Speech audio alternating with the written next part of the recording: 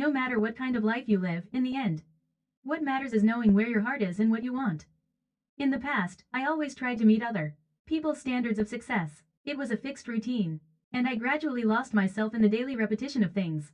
The stress I received at work made me more and more depressed.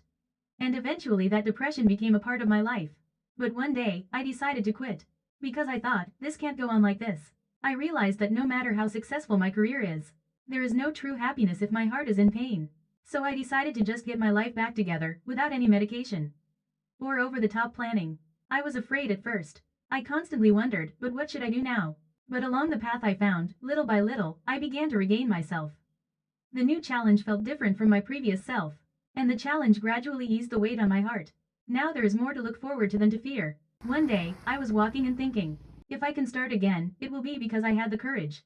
Everything that was scary in the past now seemed like a challenging opportunity. I wasn't afraid of failure.